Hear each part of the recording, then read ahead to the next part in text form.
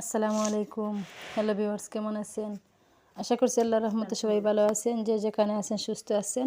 আলহামদুলিল্লাহ আমরা মোটামুটি ভালো আছি। তো এর আগের ভিডিওতে বলেছি আপনাদেরকে আমাদের মনটা তেমন ভালো নয়, কারণ হচ্ছে আমার শাশুড়ি মা অনেক অসুস্থ। সেই জন্য আপনাদের সাথে নিয়মিত ভিডিও শেয়ার করতে পারতেছি না। আশা রাখবেন আর কয়েকদিন পরে নিয়মিত ভিডিও আপনাদের সাথে শেয়ার করব ইনশাআল্লাহ। মনটা অনেক খারাপ নিয়ে আজকে ভিডিওটি শেয়ার করতে যাচ্ছি। প্লিজ দয়া করে আপনারা আমার ফুল ভিডিওটি দেখে নেবেন। ভিডিওটি দেখে দেখে একটি লাইক দিয়ে দিবেন ছোটো বোন বা ফ্রেন্ড হিসাবে। আর যদি ভিডিওটি কোনো অংশ ভালো লেগে থাকে ফ্রেন্ড ফ্যামিলিদের সাথে শেয়ার করতে ভুলবেন না। যারা আমার চ্যানেলটি সাবস্ক্রাইব করে রেখেছেন তাদেরকে অসংখ্য অসংখ্য ধন্যবাদ। যারা আজকে আমার চ্যানেলে নতুন, প্লিজ মনে করে আমার চ্যানেলটি সাবস্ক্রাইব করে আমার পাশে থাকবেন। আমাকে বেশি বেশি করে সাপোর্ট করবেন, কারণ হচ্ছে আজকে 10 দিন হয়ে গেছে আমার শাশুড়ি মা অনেক অনেক অসুস্থ, তাই নিয়মিত ভিডিও শেয়ার করতেছি না।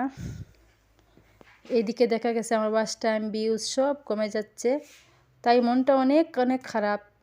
এইদিকে ইউটিউবের দিক দিয়ে খারাপ, আর সাংসারিক দিক দিয়েও মনটা অনেক খারাপ। সেজন্য আমার খাওয়া দাওয়া কোনো কিছু ভালো লাগে না। ভাবলাম আজকে একটা ছোটোমোটো ভিডিও আপনাদের সাথে শেয়ার করি, হয়তো আপনারা আমাকে বেশি বেশি করে সাপোর্ট করবেন ছোটো বোন হিসাবে। এখানে দেখতে পাচ্ছেন আপনাদের ভাইয়া সকাল সকাল কিছু পাবদা মাছ নিয়ে আসলেন। বলছেন আমাকে পাবদা মাছ দিয়ে আমাদের যে গাছের জারের শিম আছে সেইগুলো রান্না করার জন্য। তো উনি আমাকে কয়েকটা শিম পেড়ে দিয়েছেন গাছ থেকে।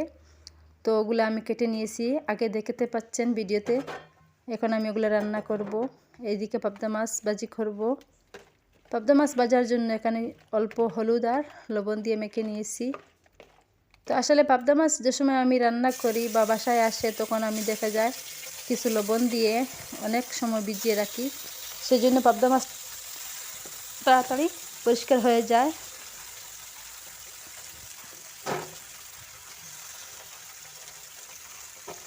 দেশের বাইরের যে আপু ভাইয়েরা আঙ্কেল আন্টিরা আমার ভিডিও দেখেন তাদেরকে বলবো প্লিজ আমার ভিডিওটি ফুল দেখবেন। যদি ভিডিওটি কোনো অংশে ভালো লাগে থাকে প্লিজ ফ্রেন্ড ফ্যামিলিদের সাথে শেয়ার করতে ভুলবেন না। আপনাদের শেয়ার লাইক কমেন্ট আমাকে অনেক উৎসাহিত করবে আমার, প্লিজ এমনকি আমার চ্যানেলে অনেক উপকৃত হবে। তাই আপনাদের কাছে আমি দয়া অনেক অনেক রিকোয়েস্ট করছি যে আমার ভিডিওটি বেশি বেশি করে শেয়ার করবেন ফ্রেন্ড ফ্যামিলিদের সাথে, আমাকে বেশি বেশি করে সাপোর্ট করবেন। যদি আপনারা সাপোর্ট করেন তাহলে আমার ভিডিও বানাতে আগ্রহী আমি হব বা ভালো লাগবো। অনেক দিন হয়ে গেছে আমি চ্যানেলটিতে যখন ঢুকি আমার অনেক খারাপ লাগে, আমার খুব অনেক অনেক খারাপ লাগে, সেটা আমি বলতে পারতেছি না। আমার কান্না চলে আসে যখন আমি চ্যানেলটির এই অবস্থাটা দেখি। কি করব, করার নাই, সংসার যেহেতু আছে সংসারটা সামলাতে হবে। তো বেশি বেশি করে আপনারা সাপোর্ট করলে এটা এমন কিছু না।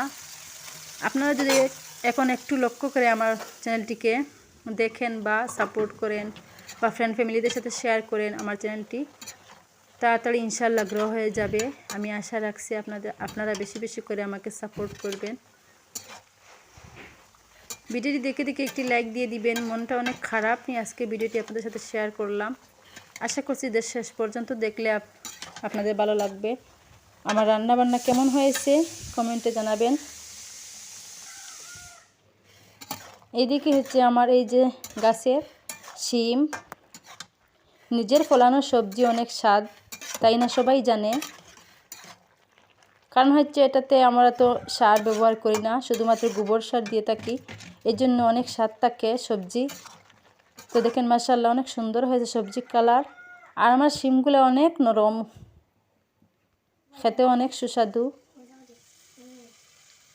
এদিকে আমি এই যে শীতকালের সবজি হচ্ছে ফরাসের বিচি, বাজার থেকে নিয়ে আসলেন লোকাল ফরাসের বিচি। এগুলো এখানে আমি রান্না করব। রান্না করার জন্য কিছু মশলা কষাচ্ছি। এক হাতে ভিডিও করতেছি, অন্য হাতে রান্না বান্না করতেছি।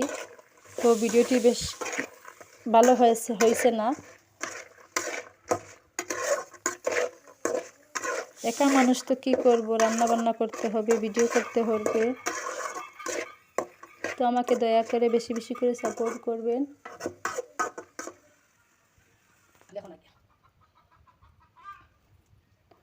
আসসালামু আলাইকুম। এখানে আমার রান্নাও শেষ, ভিডিওটাও শেষ।